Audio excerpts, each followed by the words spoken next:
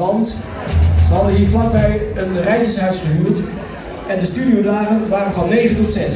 Ja, je gelooft het niet. En om 6 uur gingen wij naar dat huisje en zaten we ons rond te vervelen. En zo hebben wij onze LP's gemaakt. Want toen was Weert nog niet zo bruisend als het nu is. Oké, speciaal voor degenen die het nog niet hebben gedaan vandaag. Wie heeft het nog niet gedaan vandaag?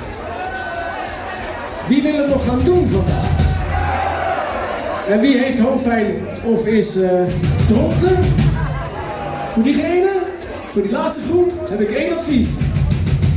Doe het vooral stiekem.